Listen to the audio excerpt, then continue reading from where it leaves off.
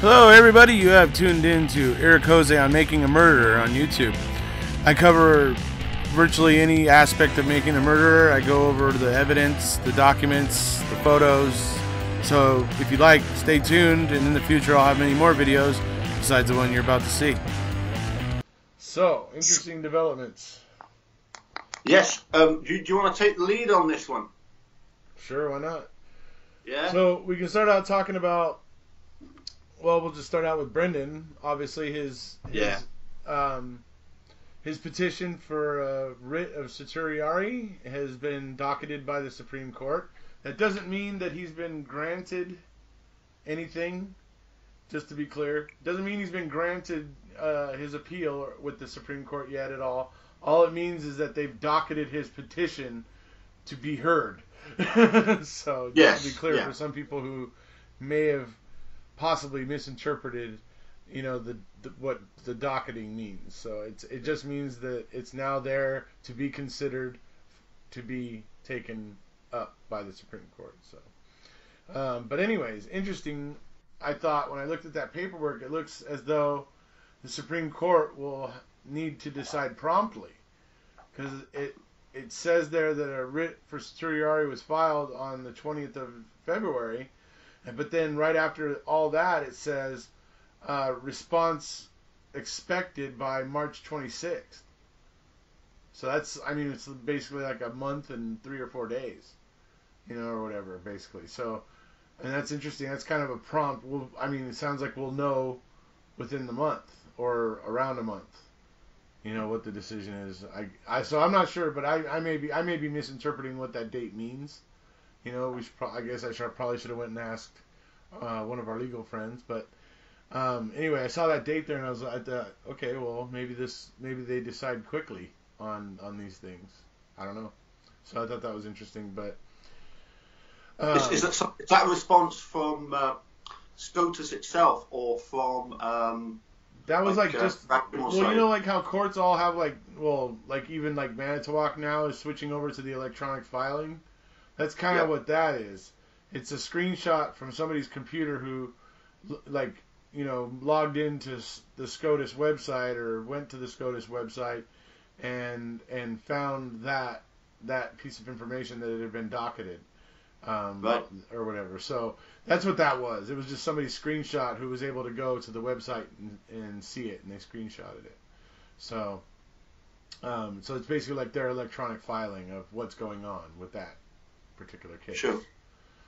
Can I take you back a little bit? It was something that, as I say, I noticed the change between the original Seventh Circuit sort of oral arguments were in front of the 3 judges, Williams, Rovner, and Hamilton.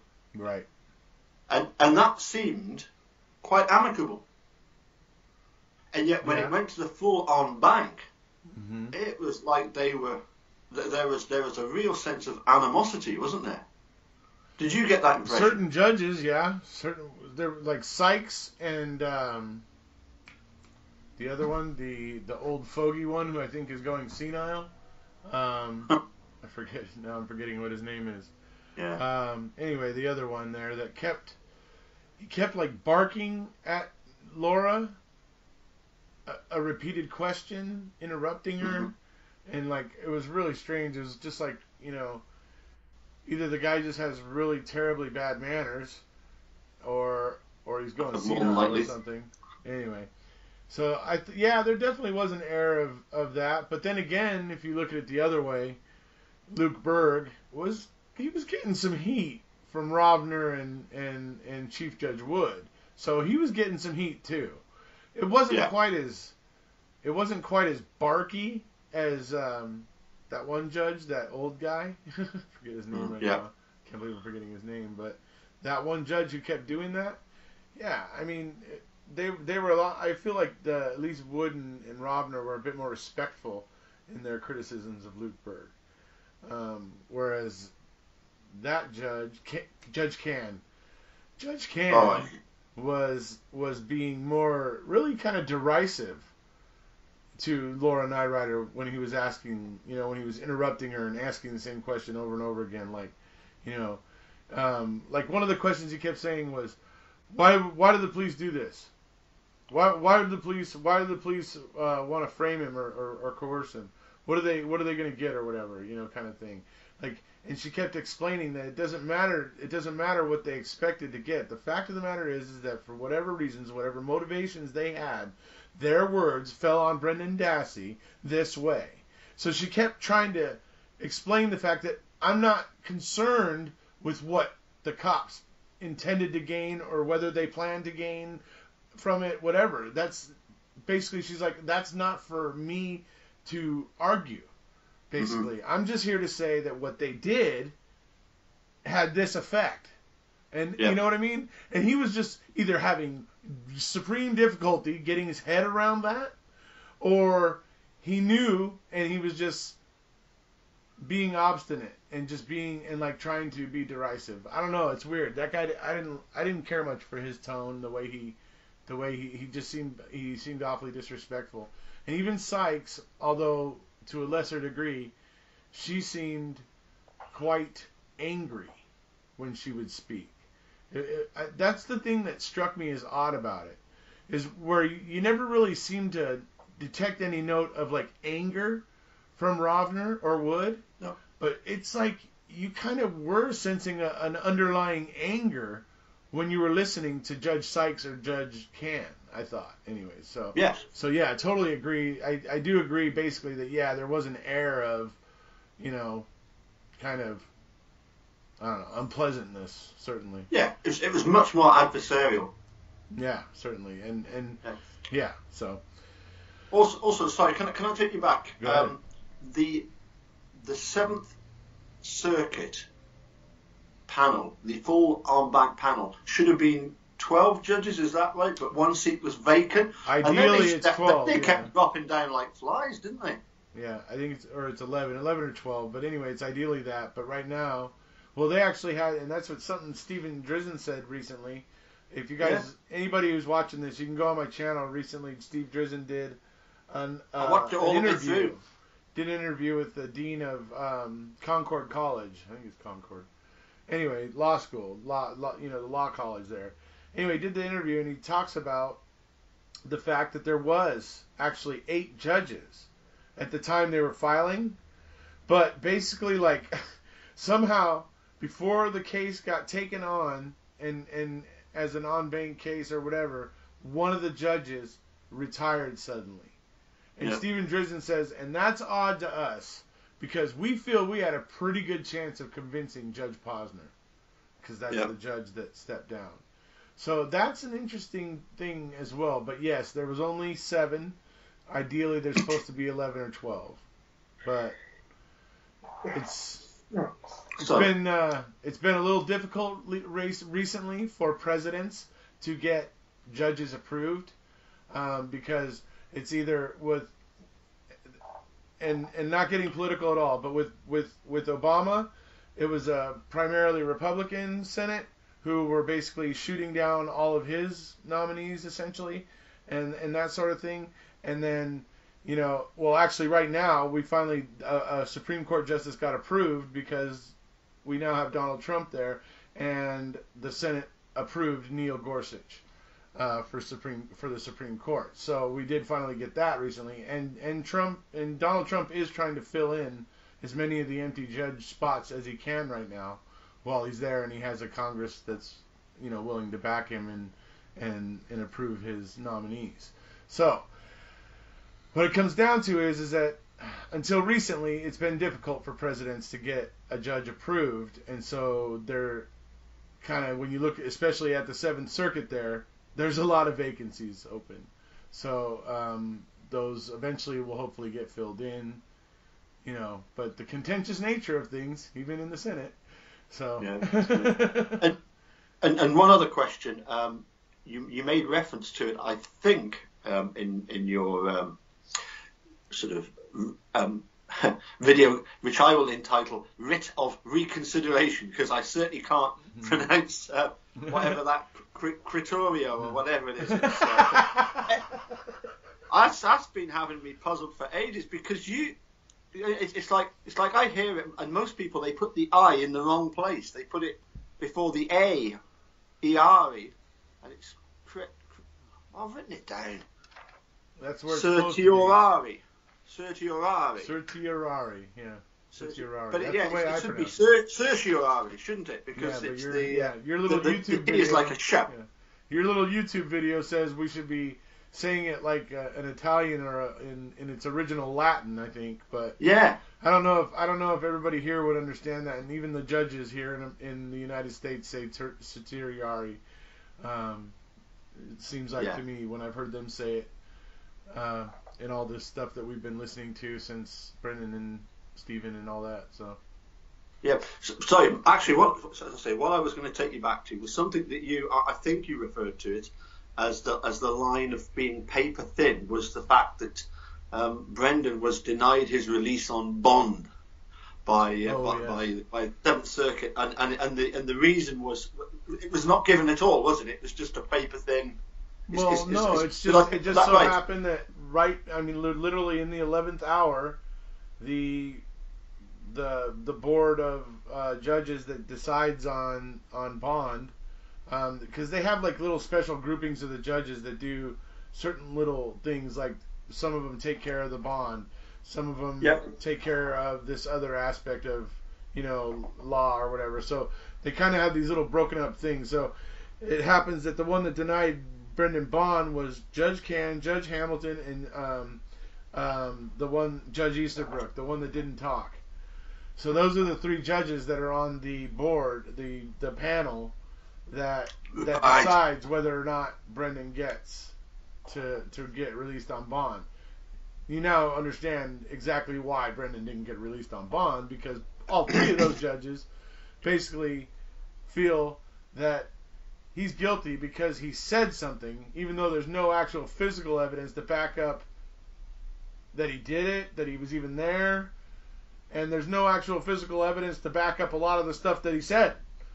Most of it, matter of fact. There's no physical evidence to back up most of what he said. So, but somehow this seems like a good confession to them, and you know what I mean. So yeah, whatever.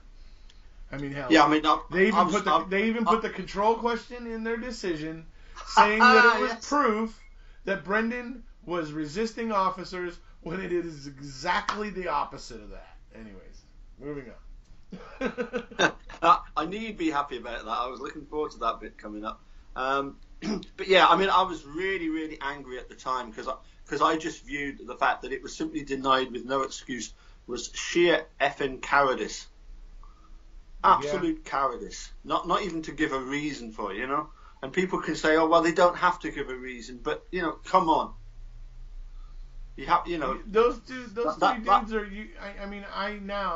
I thought Easterbrook might have had like some sense of reason about him, because I was watching some YouTube videos about him before the decision came through, and I was listening to some of the YouTube videos about him and how he talked about oral arguments and how important they are and what a lawyer should be thinking when they're making their oral argument instead of doing what they want. They need to really be more concerned about taking their direction from the judges.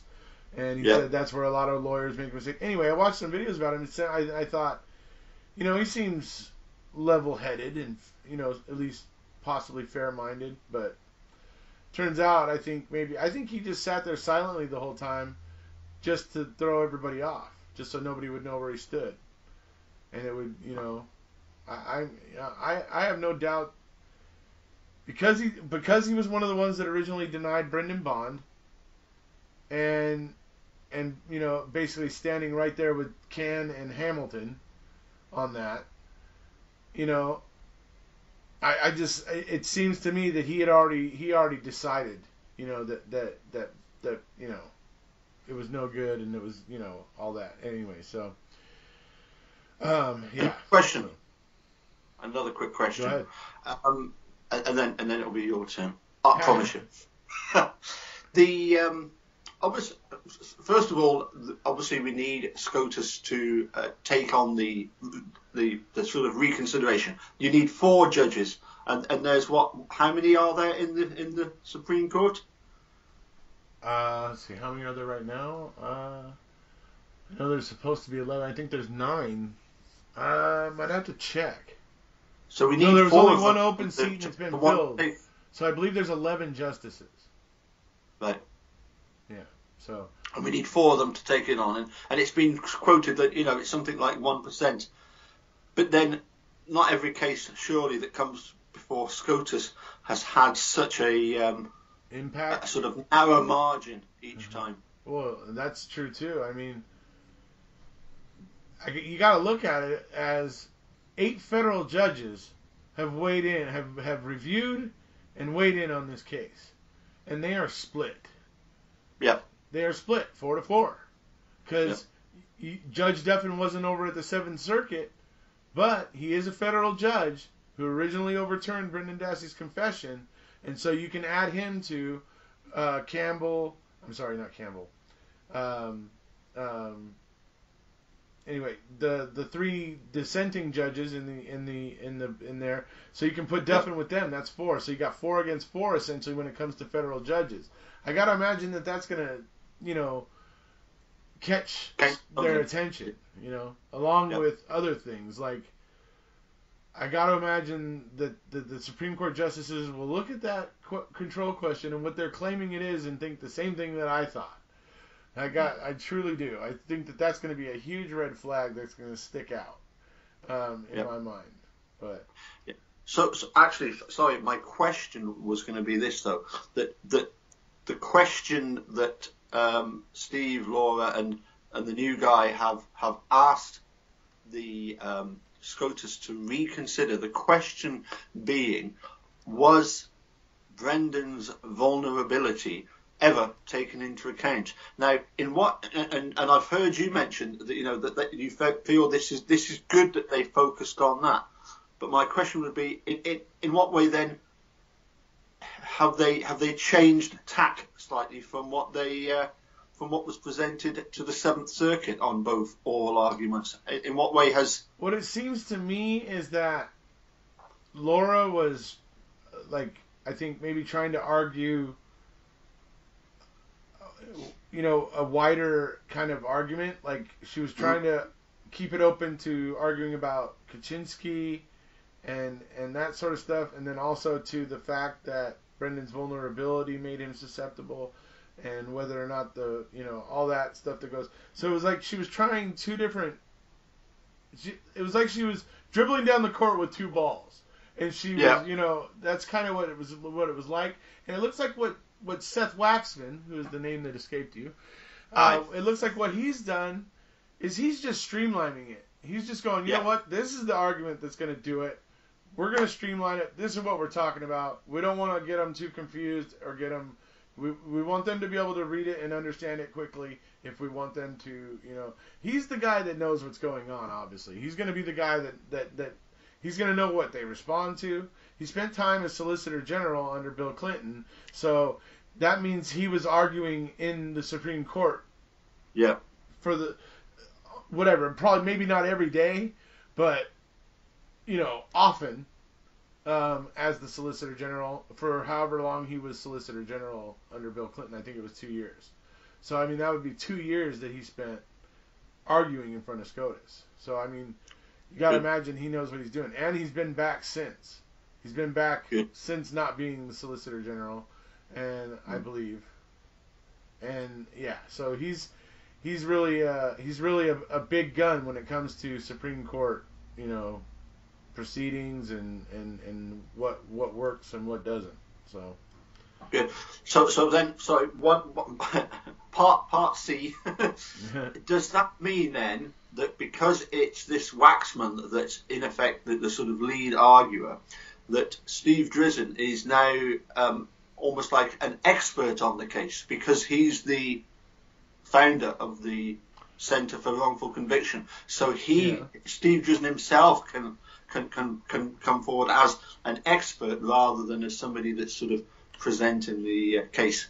Well, I think he's still one of the lawyers of record, though. So I don't know if that. Right. I don't know how much that matters. I'm pretty sure he's still one of because they'll list a long list of. In fact, the petition had his name on it. It had Laura's name on it.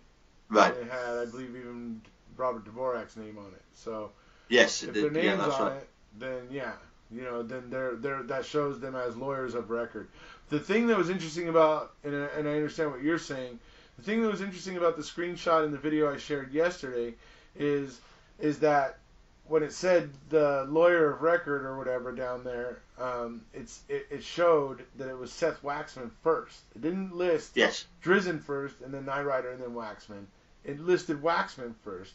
So that tells me that the Brendan's defense team is basically saying, "Yep, we're putting the ball in Seth's hands, and we're gonna let him run with it." I like the fact that you mentioned, you couldn't resist it. You said that Steve and Laura have what was your words? They're pulling out the big guns. That's a common term. I thought, cheeky Watson. Yes. This is the manner of speaking. yeah, I know. Yeah. Okay. Now you've got some tweets you're gonna share. So the thing that we're going to talk about is the other thing that we're going to talk about is the upcoming documentary that's going to be getting made called "Convicting a Murderer." It's getting made by this guy. His last name is Rech, R-E-C-H. Yep. And it's, I don't know, I'm conflicted about it right now. But I think, you know what? I think it's going to be fine no matter what, because I think it's fine. Let the prosecution, let them completely flesh out their story. Let them flesh it all out. Let them punctuate every sentence. Let them dot every I and let them cross every T on it, so that we can then go in and just tear it apart and tear it to shreds as the piece of crap that it really is. I'm thinking, let's do this. This is what kills me about it, and this is why we're going to get to the two tweets you were just talking about. Is that, a large percentage of people watched Making a Murderer, and then formed an opinion, and then just stuck with that opinion because of what they saw on Making a Murderer, and didn't go any further. Yeah. Then there's other people. There's other people like me, like the TikTok Manitowocks. So this is part one of a tweet from TikTok Manitowoc on Twitter. Gonna kind of rant here. To those who keep making the accusations that we were tricked by a documentary, I say you are wrong. I wouldn't have been on Reddit, as well as the same for others, if the documentary didn't create questions. It didn't convince me. I wasn't convinced until I read the transcripts and the statements, saw photos, and read police reports, prelims, and etc.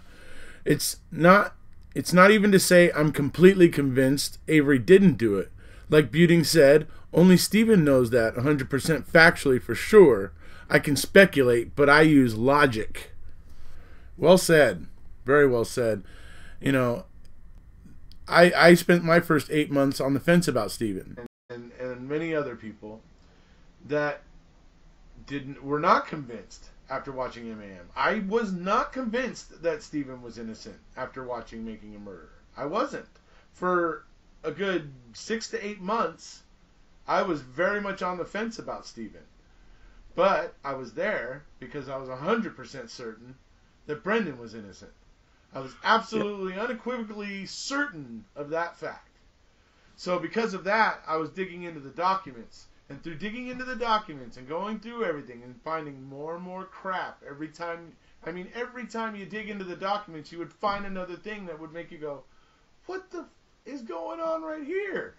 Kind of thing. And it was just like, that doesn't happen when there is, that kind of wonkiness doesn't happen unless there's something weird going on or something happening behind the scenes or under the table.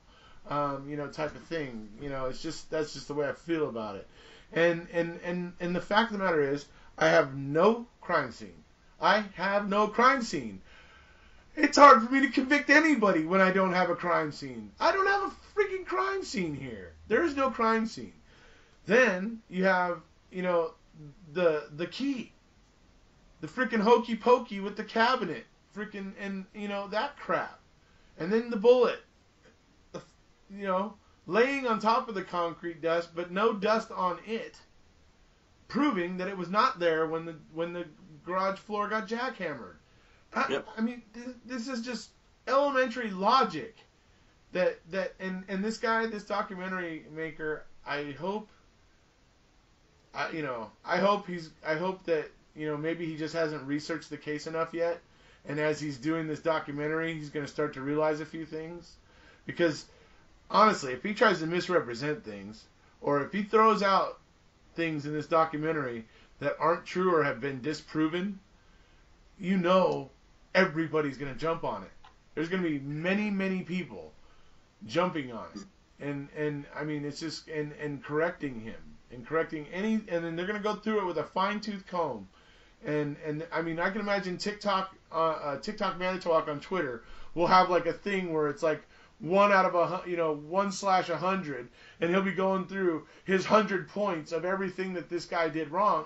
That wouldn't surprise me a bit, because I know that's the type of thing he'll do. He'll just sit there and make an itemized list as he's watching, and then he'll just come in there and go, boom, boom, boom, boom, point by point. So I mean, that's the type of person he is. So I mean, I think, this is going to be great. Even if this guy comes in one-sided, that's just going to be a lot of people that tune in to watch it, because they're going to be like, ooh, there's another Making a Murderer. Let's check it out, right? Because they all liked it so much, right? So here's a new one. Ooh, yeah, it's about Stephen Avery. Cool. You're going to get the flood back in, the interest of, all that is going to come back now because of this. Mm-hmm. Yep. Then those people are going to be now able to see all the stuff that we've all been doing for the past year and a half since they lost interest after watching Making the Murderer the first time. For the last year and a half, those of us who have stuck around and what we've uncovered and seen will now be there for them to search. Now that they're thinking about it again, we'll be there for them to search on YouTube or search on Twitter and all that stuff, and they can go ahead and see all the stuff that's been happening and all the new evidence and things like that they've they had not really had any knowledge about, because they lost interest back 6 months after Making a Murderer came out. So yeah, what interests me was the fact that I read that article, and immediately it mentioned about the fact of being found guilty in the court of public opinion, and that suggests to me that a lot of it is going to be about Ken Kratz himself. It suggests to me that it's going to be about criticizing supporters of Stephen Avery and Brendan Dassey for calling the sheriff's department and making threats and all the crazy stuff that was going on in the first 6 months after when MAM came out. There was a lot of people out there doing some, really, really crazy stuff.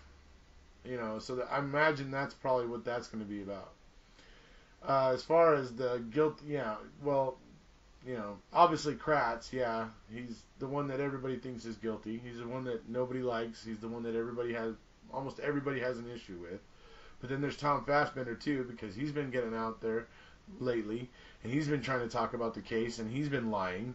I mean, so it's just, I mean, I don't know how many people are actually villains here, and I don't know how many people are going to end up villains. Like, for instance, like the Kucharskis. There's going to be a lot of people in this that were just probably had an idea of what was happening, but they weren't gonna make waves. They weren't gonna turn on their brothers or anything like that. But they aren't gonna be like knowing participants. So it's gonna be different, than like say your James Link or your Andy Colburn, who clearly are knowingly involved. They knew exactly what they were doing, full well, first degree, whatever. Boom. So absolutely, yeah. But I think that even the article itself, it mentions about the district attorney Kenneth Kratz. It doesn't say he's the former district attorney. Yeah, it doesn't say that he's been disgraced. And I really do hope. Yeah. I really do hope that he does his full investigation of Ken Kratz. But I might be completely wrong on this, but I wouldn't be at all surprised if the state hasn't sponsored this, like they did Kratz's book. And they're keen. They seem to think that because the first time round, when Steve got convicted, it it was through the court of popular opinion, wasn't it? It was very much a case of, we had the press conference, we had all this stuff turning up, this evidence being found, and all this stuff against Steve. So it meant that there was no chance of a fair trial. And that they seem to think that it's still all about public opinion. But in actual fact, public opinion at the end of the day is gonna not have any part to play in it. It's going to be a case of Zellner getting stuff to testing it, and then it's going to be, it didn't happen. Yeah. Here's the thing. Here's the thing for me. And it's basically the reasoning that brought me around to really believing that Stephen is innocent, that he was railroaded again, and that is this: you got to look at what happened in 1985. You got to look at what happened there, and how, because people like to say, "Oh, how can you believe that the cops are corrupt?" I can believe it because I saw it. It was right there. You can see how these people all, clicked together and got shoulder to shoulder and elbow to elbow and had each other's backs or whatever to do this very despicably horrible thing.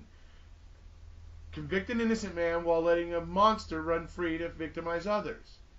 Mm-hmm. There's no two ways about it. So this happened. It happened. This is not like theoretical. Cops could be corrupt. It's no longer theoretical at this point, right? So that's the thing. Absolutely. Right. So this, and I'm saying this just because it seems like, especially the guilters, forget about these things and think and when they make their arguments, But anyways, so you have that. It's already there. It's established. You can't deny it. Then you have all of the wonky crap. Well, actually, let's go back before we get to Teresa. Then we have the fact that they're trying to, Michael Griesbach is trying to find out what happened here and find out how did this wrongful conviction happen, and all that stuff, and how did we miss Gregory Allen, and he's sending it up the ladder, and eventually we get Peg Lautenschlager signs off that, it was just a lack of communication between agencies or whatever. Are you kidding me? No, I think Colburn got that communique from Brown County loud and clear and understood it perfectly and remembered it well because he was able to write it down pretty much word for word 8 years later. So I don't think communication was the issue. No. So all these things, you look at these things, right? Then you move on to the investigation where you got the key. You got the no freaking trace of Teresa Halbach or Brendan Dassey at all in the bedroom, in the garage.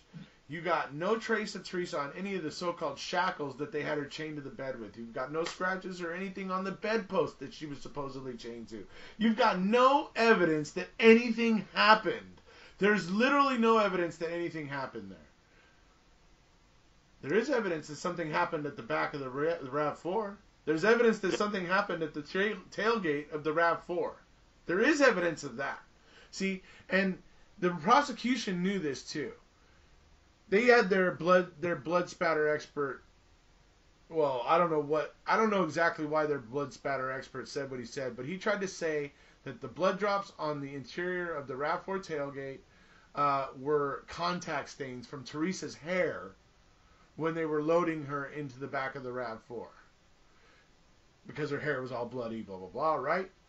No, these are drops that were flying off of something, the end of something. You think that if somebody's like longer hair, kind of longish hair, was slapping up against something, it wouldn't be drops. It wouldn't be like drops. You would see like probably like drag marks of the hair dragging or whatever type of thing, right? I mean, this is just common sense to me, but I'm not a blood spatter expert. But anyways, we do have evidence that something happened at the back of that RAV4, and that is not in the prosecution's narrative. Yeah. Why is it not in the prosecution's narrative? So, it's just like you go on and on and on and on and on and on. I mean, going back to the '85 case, the bit that always makes me laugh is the Ron Jeremy lookalike Gene the Pencil with his drawing. You know, I mean that is just that is one of the it's sad, but it's one of the funniest things I think I've ever seen. The fact that he actually kept that picture, framed it, and put it in his office. Yeah, even after Stephen had been exonerated, he still had it hanging in his office. The one and only time there was a meme at the time, like the first couple of months after making a murder, somebody made a meme, and it was him with that picture of Stephen that he drew, like on the stand, and then somebody had written in, for those who love to frame, they're framing. Yes. Yeah. I like the picture of him alongside Ron Jeremy. Right. Kind of, yeah. Except Gene Cush had white hair. That's as you say, it's just ridiculous that '85 prosecution, and as you say, the fact that it went all the way up to Peg likes a lager, and she just said, oh well, we can't go. We can't go doing anything here, you know. Right. When they were actually, they were going to pursue the 36 million based on the investigation, basically on the investigation that was it Strauss and somebody else had done, you know, and they'd obviously come up with a load of stuff that was completely and utterly wrong, you know. Yeah. But I mean, going back to what you were saying about, when you were sure about Steve, I remember when I first heard, before I'd actually watched Making the Murderer, and I'm being told that there's this guy in Manitowoc who was exonerated, and then he was sued for 36 million, and then he gets arrested for murder, and I'm thinking, and there's all this evidence turns up, and I'm thinking, well, that sounds pretty convincing. And then when my daughter said, and his nephew confessed, I said, well, what more do you want? Quite clearly, this is, it might be an interesting thing to watch, but I wasn't that bothered about it. It was like, and that's 3 weeks precisely why they wanted to get Brendan's confession, because they knew that people felt exactly the same way that you just said you originally felt when your daughter told you that. They knew that if they got Brendan's confession, it would just help it all be more strengthened as a whole. Yeah. You know what I mean? Absolutely. Type of thing. Absolutely. Yeah. I mean, yeah, totally. Yeah. But once I'd watched Making a Murderer, my opinion completely changed at that point then. And I think there was one occasion for a split second, and it was the first conversation I had with Robert Herman, and he's very calm. He's a really, really good person to speak to. If it wasn't for the circumstances, I really would have got on well with him, Right. But obviously, because of what he stands for and his potential involvement in this, is always in the back of my mind. But I mean, for a split second, I'm thinking, have I got this wrong? This guy seems so assured, so calm, and but he's just in his little bubble, just denying it and denying it and denying it, and as I say, for that split second, I thought, have I got this wrong? And then I thought, no. Come on, let's get back to reality here. Let's weigh the balance. There's just too much to suggest that something was off. And the fact of the matter is, here's the other thing that I'm kind of interested in, what's going to be in this new documentary, is it going to be the state? Is it going to be like the state, or the actual people in this case actually finally talking and saying things and trying to convince people? Or is it just going to be this documentarian or whatever who kind of does his own research and maybe has a few chats with a couple of the key players or something like that? I'm kind of wondering to see what's going to happen here, because I mean, I want to hear. The state has never actually tried to answer, like, all the things that we point out, me and whoever else, that we're all sitting, I got 222 videos, on my channel now. There's, Yep. People on Twitter and Reddit that are, very prolific and very, making all kinds of posts and doing all this kind of stuff. And it's all there for these people to see what we're saying and what we're questioning. And there's never anything coming out. Nothing. Oh, you know what? This thing here, maybe this could explain that. We're not hearing that. Nobody wants to say anything. It's a complete hush. And that complete hush is another thing that adds to the, why do I think you're guilty, Manitowoc in Wisconsin? It's because of the way you act and the way you conduct yourselves that I think so. I don't know. Think about what happened the one time somebody tried to speak and tried to answer for something in this case. It was Andy Colburn. And look what happened when he did that. Right? He stepped on his wang, so to speak. He stepped on his wang when he did that. Because we all immediately picked it apart for the bull crap that it was. Absolute bull crap that it was. And ever since then, there's been nothing coming out of that sector. There's nothing except for Tom Fassbender, who goes on like Nancy Grace and Dr. Phil and whatever. Yeah. So. Yeah. Here's what is interesting. You're on about Andy Colburn. He sent an email to Jacqueline Labre. Yeah. Yeah. And she's the district attorney in Manitowoc now, and obviously it talked about the fact that the key was cleverly hidden. And Robert Herman it's even been reported that he knew nothing about Andy Colburn sending this email. And I'll tell you something. I think one of the things in Manitowoc is that higher up the food chain, they have no confidence in Robert Herman whatsoever. They see him as somebody they definitely have to keep in the dark. because he could be just as bad, just as vulnerable for them, I mean, he's already conceded to me that when Kathleen Zellner starts getting stuff to test, and the test results come back and it looks bad for Manitowoc, he's going to be straight on the phone to Zellner, and what is he going to tell her? Is he going to tell her, "Oh, you've got it all wrong. You're picking on us and it's not fair"? Of course he's not. He's gonna try and extricate himself as much as possible from this, isn't he? Yeah. Because he's the head of the department. He's the one that could be really made into a scapegoat in all of this. Yep.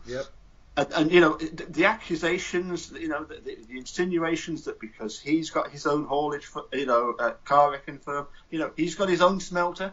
Yeah. Right.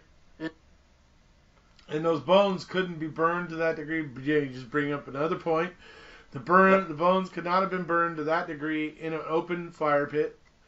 Yet another fact that can't be denied. So it goes on and on and on and on.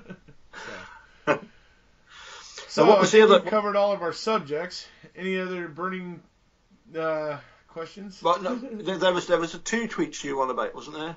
I basically showed earlier. Basically, I spliced those in where I want. So those will get spliced in back where we originally were talking about it. Yeah. Okay. In the editing process. Yeah. Okay. One final question then. You've been really busy, haven't you? You've got to take it steady, pal. You are constantly on Facebook, constantly on Messenger, day and night, making videos. As you said, you've done over 200 videos. As soon as I do one to catch you up, you've gone and done one to stay ahead. I'll tell you what, Paul. You go tell Wee Angel that I'm on Facebook all the time. You convince her of that because. No, anyways. Well, actually, not been on Facebook a whole lot. I've been actually kind of. Maybe not quite as much as Wee Angel is. No, definitely not. But no, I honestly, I think we better let you go because obviously you need your beauty sleep. And the thing is, I mean, it was my birthday on Tuesday, right? Oh, happy birthday! Yeah, you wouldn't thought I've just turned 60 now, would you? How come it didn't come up on my Facebook feed? I think it's because I've cancelled anybody from knowing it. Cause I don't like anybody to.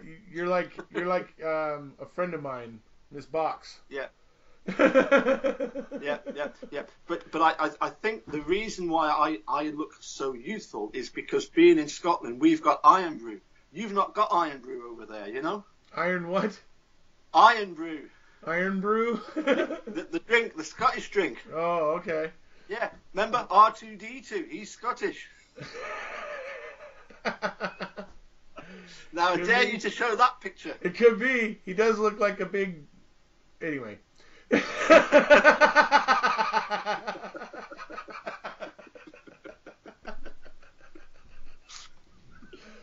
All right, buddy. Well, that's good night, and hope you have a good weekend and all that. And we'll see you next time for sure. Yeah. It's been great speaking with you. Absolutely. It's worth getting up at 5 to 6 in the morning to chat to you, pal.